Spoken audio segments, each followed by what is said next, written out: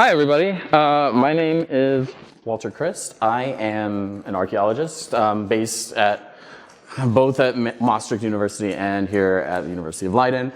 My area of research is specifically ancient board games. So it's a little bit different from what we're going to be talking about most of the day, but it has some relevance.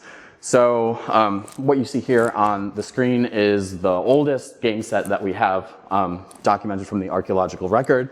It comes from a woman's tomb in Egypt, and it's this clay board which is now in Brussels. It has a series of squares on the surface, which are kind of hard to see here, but it came with these pieces that were found with it. So the question is, we know that people have been playing games for about 5,000 years, maybe a little bit more, but how can we play them? How can we make them interesting for people in today's world? So just to briefly kind of talk about what we know about games, board games from archaeology. As I mentioned, they've been around for quite some time. Often all that we know about them are what the boards look like, the geometry of the playing space on the board, or the pieces that were found with them, or the kinds of dice people used. Sometimes when we are dealing with periods where people were writing, we'll see mentions of the games in texts, or we'll see them depicted in art. You see here the famous painting from the tomb of Nefertari in Egypt from the Valley of the Queens, where she's playing the game of Senet. But also, sometimes the objects that we have that are games are not obviously game boards. So what I researched for my dissertation were these games here from Cyprus, which are the same game that Nefertari's playing, but on Cyprus they were just made as rows of holes on stone. So sometimes you have to do a little bit of archaeological interpretation to figure out if something is a game. But we're presented with all other kinds of problems, such as preservation, where people will often play on materials that don't survive in the archaeological record. And in particular, the most common way that people have played games through history, as we can tell from the ethnographic record, is that they will just draw a board on the ground and use some stones. And you'll never find that as an archaeologist, so that's great. We also see it a lot as graffiti on stone pavements at particularly Roman sites, but also in other places as well, which are hard to date.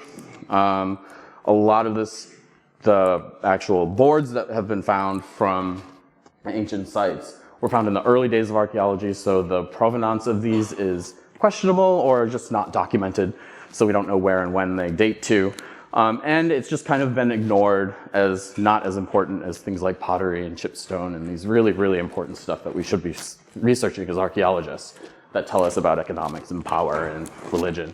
But play, no, that's not important. This is kind of changing now. So we have a lot of evidence for games, but we have also a lot of information that's missing about how they were played. So to kind of approach this, I'm part of a project which is led by Browne, who is here, to study these games using computational and artificial intelligence techniques to see if we can recover some of this information, or at least find plausible ways based on the evidence that we have for ancient games to play them. So it's based around the concept of a ludeme, which is basically kind of a little bit of gameplay information that tells us something about the rules that when you combine it with other ludemes makes up a game. So it can be something like how many people play, what the size and shape of the board is, how many pieces there are, how do the pieces start on the board, how do they move, these things that when you combine them make a complete game. And what's important to note is that the games that we're kind of looking at here are what we call traditional games. So these are games that are not invented for a commercial purpose and sold. So this is why we don't have a lot of descriptions of rules. It's because you learn these games from your parents or your siblings or someone that you met in a different place, and they verbally taught the game to you. And so that's just how you learn to play the game. So nobody wrote the rules down because you just know it. And we start to see people writing rules down more kind of toward the 19th century, when people start to invent games to sell to somebody that you can just take from a store and then read the rules and learn it. So this common process of transmission is something that we can try to model to use to reconstruct some of the games. So to combine this with the historical evidence, we want to model and preserve the knowledge of games from the past, because of course a lot of these games that are, well, we're not just looking at ancient games, but we're also looking at traditional games up to the present day, because the closer in time you get to the present, the more evidence we have for games and the more complete that evidence is, so we can look at the spectrum of how people have played games throughout history. But, you know, with digital games and mobile games, these kind of traditional forms of play are kind of also disappearing, so it's important to preserve them as well. And then we also want to reconstruct and map this across the world. So we've developed the Ludi general game playing software, which uses a unique game description language. So it's this programming language that you can model the games in the software, and that actually makes the game playable digitally. So before this, there was this standard game description, Stanford game description language, which was not really human readable, but the Ludi game description language is. So on your right here, you see the game of tic-tac-toe, and you can understand what this means, right? It has 2 players. The equipment is a board with a square 3. Player 1 places a disc. Player 2 places a cross. The rules are that you to play, you add to an empty site, and then the game ends if there's a line of 3, the person who made that move wins. Easy. This is kind of revolutionized general game playing language, because just as kind of like a measuring stick, this can fit in 1 tweet. The Stanford game description language can fit in 19 tweets for tic-tac-toe. So that's the simplest game, so you can imagine what chess looks like. And this is based on the concept of the ludeme, so each of these things is a ludeme, and you can kind of substitute these out and place another one in and create a new game.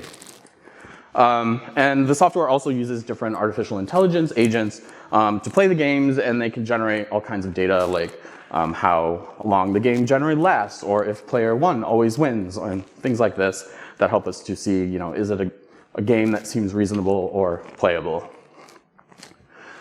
So we combine that with the historical, the archaeological, the ethnographic evidence for games. And we've compiled a database of, it's about 1,050 traditional games now, which is free and open access. And I will say that both the Ludi software and the database will be part of the games exhibit later. So please feel free to come and explore it there, or explore it on your own time at home, because it's all open access and free. So each game has its own page. I'll just briefly talk about this. So this is the Egyptian game Senate, which is probably one of the more famous ones. It has, you know, we have a picture of the game, short description of where it is, and then a map that has each piece of evidence that we have for that game, where it was found, what time it was found, you know, the date that it dates to. And you can click on each one of those little dots, and it'll tell you what that piece of evidence is and what it tells us specifically about the rules for that game. And then it's all sourced. All of the references are linked either to the digital version of that source, where it is online, or a WorldCat entry, which tells you where you can find it in the library. So it's also can be really nice as a resource to research ancient games if you so choose. So one of the big goals is to come up with reconstructions for these games. The Ludi software can now do automated reconstructions, and there's kind of a complex process by which this is done, which I will kind of give an overview.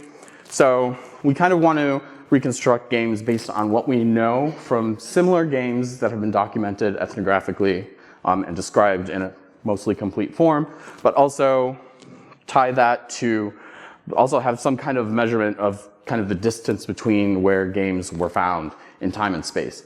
So we've used some data from a company called Geocron, which is based in Madrid, where they basically went through a bunch of historical atlases and kind of made shape files and placed them on the world map from the past 5,000 years. We use this data to calculate which political and cultural entities are adjacent to one another and also connected through different trade and migration routes. And we use this to kind of calculate a distance between the different places, kind of conceptualizing each political and cultural entity as a community of people that are adjacent to one another. This gives us a measure of how kind of distance in time and space that the games are from one another. And we also have a system that calculates the kind of ludemic similarity between games. So you have, how the statistical distance between two games based on the ludemes that they contain in the game description language. So the process kind of finds games that are close in both of these measures and borrows ludemes that are missing from one game. It takes a game where they're missing, borrows them from a close game, tries to implement it, and if it compiles the game and it works, then it produces, and then it's entered into our database as a reconstructed rule set. And knowing that there's probably a range of possibilities, we give the top 10 highest scoring rule sets here. So this works nicely for kind of, so far, the simplest games where we're only missing a little bit of information. So this game, Machang, which is from early modern China, we basically know most of it. We know that the board looks like this. We know that players put the pieces on the board. When they get their pieces in a line, you capture one of the opponent's players. And then once you capture all of the opponent's pieces, you win. So what's missing is how many pieces there are. And so the reconstruction kind of looks at other games. This is a very kind of common game throughout history all over the world. And basically it finds that there's either 9 or 12 pieces. And